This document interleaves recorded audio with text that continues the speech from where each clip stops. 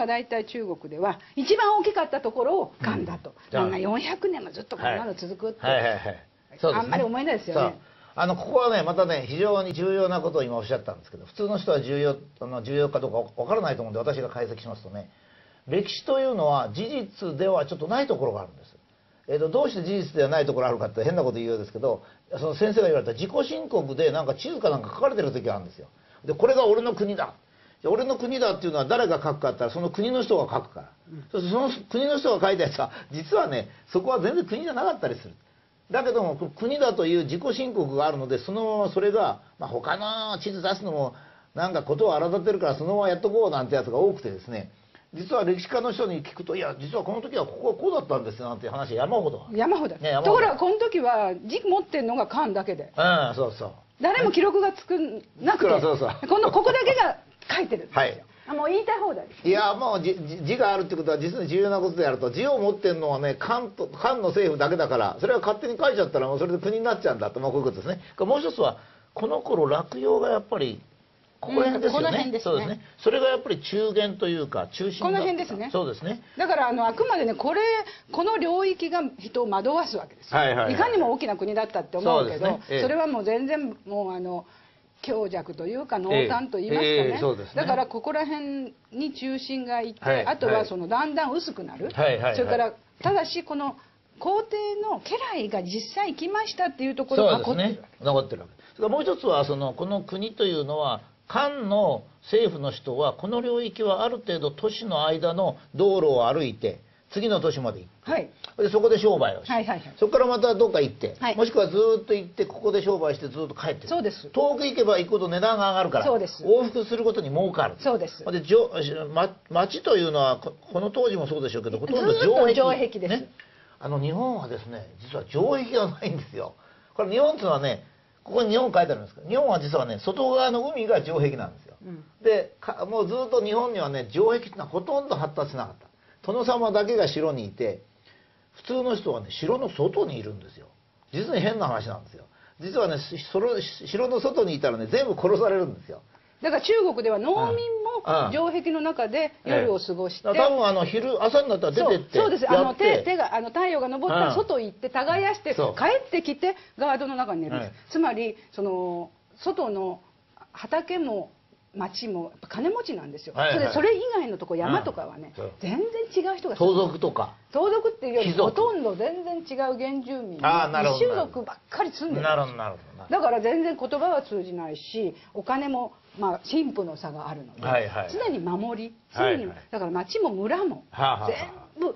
壁があるわけです。家も壁がありますから。なるほど。中国のうちに行きますとね、家すら壁があって、道路の面にして壁があって、そこに門があって、その門は1個しかないんです。1個しかないんですよ。閉められるとねもう入らない。だからねちょっとねのろまな人がね城壁にね例えば夕方の5時に入りそうになったらもう外で殺されるだけと。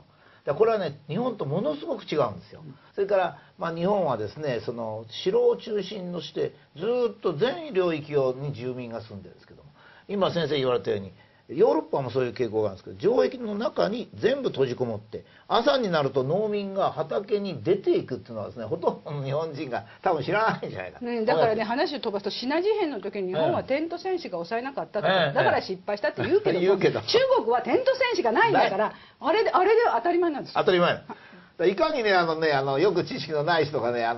日本は中国に攻め入ってテント戦争が取らなかったらそんなのは占領したことにならないですけど、もともと最初から中国はそうだ。そうですね。次行きましょう。これで漢の時代と終わります。で漢の時代とは実はね歴史的にも一番最後に言いますけど少し特殊な時代で、それがすぐ分裂しましてね、220年から私たちの大好きな三国時代で、この人これだけに日本人は好きなんですよ。なるほど。これの時代は非常に特徴的な時代ですよね。漢がいなくなって後で説明しますが人口がものすごい減って、それで国が乱れて、そして五胡なんかがこの時代かな。いやこの後。この後か。これが新しく出てっていうこと、だから後漢の末期から黄巾の乱って言って反乱が起こって、それで、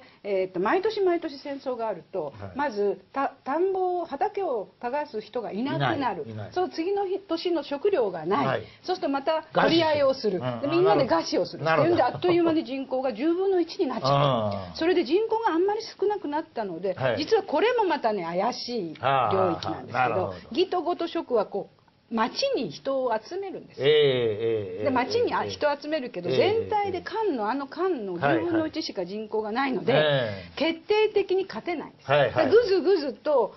この領域で行ったり来たりして、五条原の戦いとか石壁の戦いとかやっていながら3つが同時に立っていた。で3つともですね、人狩りをしたんです。なるほど。人が減ったんで。人が少ないからね。だから200万人とか300万人しかいない。遊牧民どっと入れた。どっと入れる。で呉は南の野蛮な人を自分の国民にして、蜀も諸葛孔明の七金七角でしたっけ、この辺の山の原住民ね、チベット系とかを入れて、で国民にするんですけども、結局は北の遊牧民が一番軍事力があって馬に乗れるので、義が最後に勝つ。なるほど。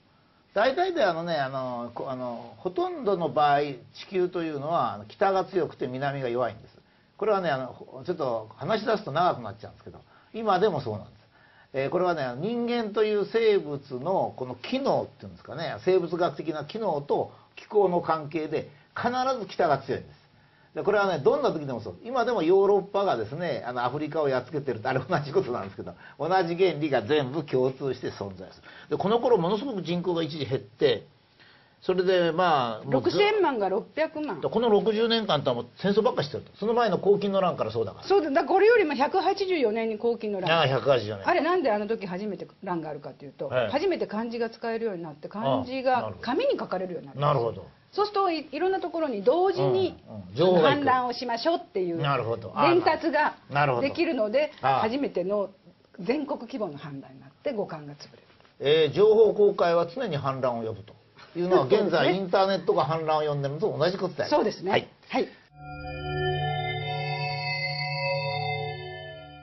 新しい時代に入ります。つまりなぜ新しい時代に入ったかというとですね、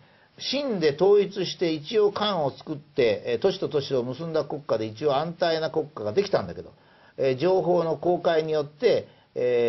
反乱軍が大きくなり、それで戦争が起こって、働き手がいなくなる。働き手ってあの当時みんなこれですからね、畑ですから。そうすると畑に作物がないから、餓死するならまた戦争しようっつって戦争するっつってダダダッと人口が実に10分の1になっちゃったわけですよ。それで40年間ぐらい争ってもう疲れ果てて、それで統一されたのが隋、その次の唐ということになって、これまた違う展開になります。さっき220年で終わったでしょ、いきなり600年でしょ、でその間っていうのはね、結局もう地図諦めたの。あんまりにもいろんなのがそれでさっき義が最後に勝った理由が、北から来た遊牧民をたくさん雇って軍隊が強くなって勝ったって言いましたでしょ。で結局その遊牧民が次の中国人になったんです。そうなんですね。だから実は5個16国の乱っていうその5種類のエビスっていうんですか、遊牧民が16も国作った。あの時代っていうのはほとんどその中原ってさっき言った洛陽から北の方全部が遊牧民の北朝に。で南朝っていうのはこの下の南の方で細々といる。ところが中国人は漢族の南朝の方を大事に言って、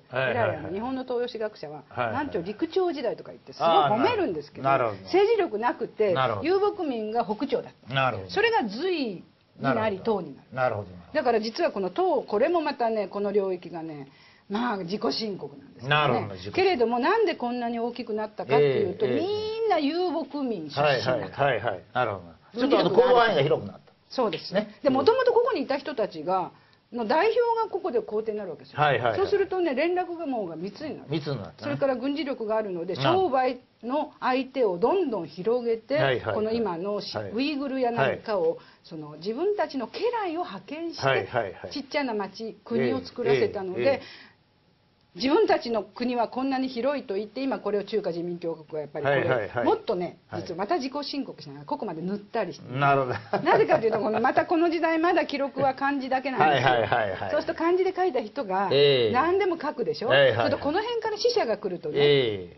ケラーになったとか、なるほど、こっから死者が来るとねケラーになったと。だからどんどん領土になってだからほら日本だってこれは聖徳太子から悪くすると、まあケラー扱いされるんですが、まあ日本はこの時日本に作りますんでいいんです。